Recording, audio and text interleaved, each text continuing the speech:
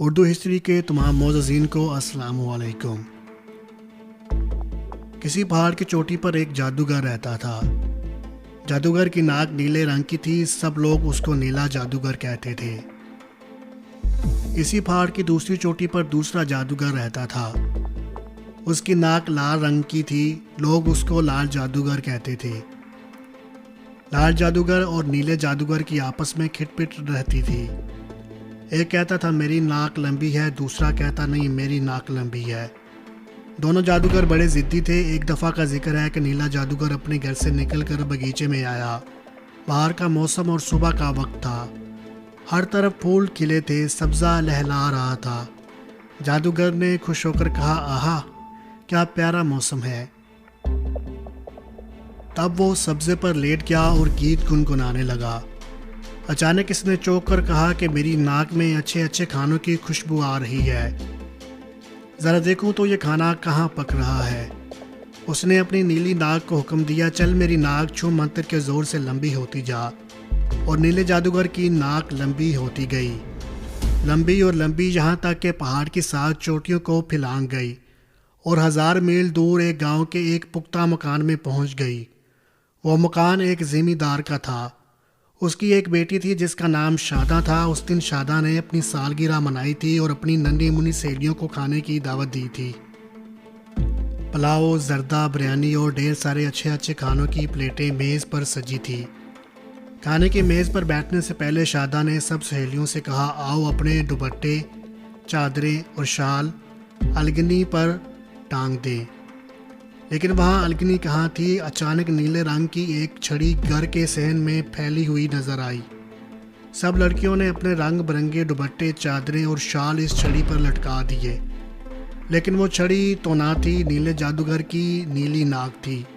یہاں سے 1000 میل دور پہاڑ کی چوٹی پر بیٹھے ہوئے نیلے جادوگر نے اپنے دل میں کہا یہ میری ناک میں کھجلی کیوں ہو رہی ہے؟ تب اس نے اپنی ناک سے کہا اے میری ناک چھو منتر کے زور سے چھوٹی ہوتی جا۔ پھر تو نیلے جادوگر کی نیلی ناک چھوٹی ہوتی گئی، چھوٹی اور چھوٹی، اور جب وہ ناک قریب آئی تو نیلا جادوگر خوشی سے اچھل پڑا۔ کیسے رنگ برنگا اور قیمتی کپڑے دیکھ کر وہ خوش ہو گیا اور کہنے لگا یہ کپڑے میں اپنی بیٹی کے جہیز میں دوں گا۔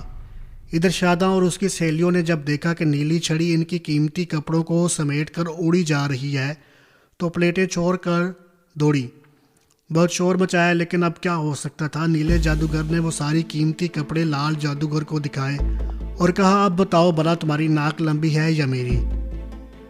لال جادوگر بہت شرمندہ ہوا، اس کا منہ غصے سے لال ہو گیا۔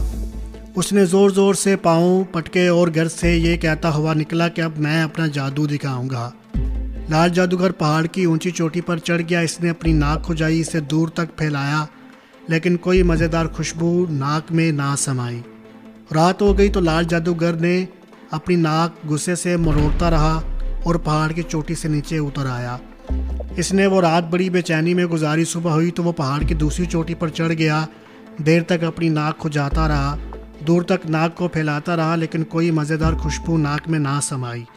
یہاں تک کہ رات ہو گئی اور لال جادوگر اس روز بھی اپنی ناک کو غصے سے مروڑتا رہا اور پہاڑ کی چوٹی سے نیچے اتر آیا۔ تیسرے دن لال جادوگر تیسری چوٹی پر پہنچا، چوتھے دن چوتھی چوٹی پر، یہاں تک کہ اس نے 7 چوٹیاں چھان ماری، لیکن مزیدار خوشبو نہ ملنا تھی اور اس کو خوشبو نہ ملی۔ دل میں کہا میں اپنی ناک کو لمبا کروں گا، لمبا کرتا جاؤں گا، کہیں تو کوئی مزیدار چیز سونگھنے کو ملے گی۔ تب لال جادوگر نے اپنی لال ناک کو حکم دیا میری لال ناک چھو منتر کے زور سے لمبی ہوتی جا، اور جادوگر کی لال ناک لمبی اور لمبی ہوتی گئی، یہاں تک کہ 7 چوٹی کو پھلانگتی اس زمیندار کے گھر میں جا پہنچی۔ زمیندار کا ایک بیٹا تھا، اس کا نام شادو تھا۔ اس دن شادو نے اپنے دوستوں کو باغیچے میں کھیلنے کے لیے بلایا تھا۔ شادو اور اس کے دوستوں نے دیکھا کہ لال رنگ کی ایک مضبوط ٹہنی باغیچے میں دور تک پھیلی ہوئی ہے۔ سب بہت خوش ہوئے۔ شادو نے چھلانگ لگائی اور ٹہنی کو دونوں ہاتھوں سے پکڑا اور پکڑ کر جھولنے لگا۔ دوسرے لڑکوں نے بھی چھلانگیں لگائی اور ٹہنی کو دونوں ہاتھوں سے پکڑ کر جھولا جھولنے لگے۔ زمیندار کے نوکر نے یہ جو کھیل دیکھا تو اس نے کہا ٹھہرو، رسا لاتا ہوں، ٹہنی پر رسا ڈال کر مزے سے جھولا جھولے۔ پھر تو سب لڑکوں نے لال جادوگر کی لال ناک پر رسے کا جولا ڈال کر پینگیں چڑھانی شروع کر دی۔ ایک لڑکے کو شرارت سوجی، اس نے لال جادوگر کی ناک پر چاقو کی نوک سے کھودنا شروع کر دیا۔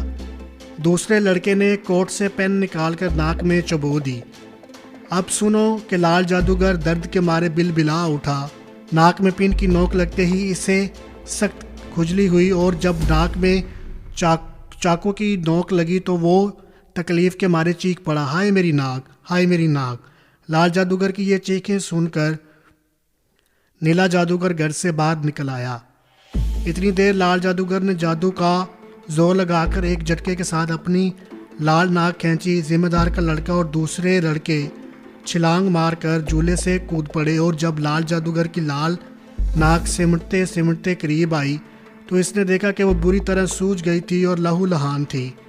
نیلا جادوگر لال جادوگر کی یہ درگت دیکھ کر خوب ٹھاٹے مار کر ہنسا۔ بیچارہ لال جادوگر بہت شرمندہ ہوا۔ تو اس کہانی سے ہمیں یہ سبق ملتا ہے کہ جو جس کے نصیب میں ہوتا ہے وہ اس کو ہی ملتا ہے۔ نصیب سے زیادہ نہ کسی کو کبھی کچھ ملا ہے اور نہ کبھی کسی کو کچھ ملتا ہے۔ تو کوشش کریں کہ جو ہے وہ اپنے نصیب کا مانگے، کیونکہ نصیب سے بڑھ کر نہ کبھی کسی کو ملا ہے اور نہ مل سکتا۔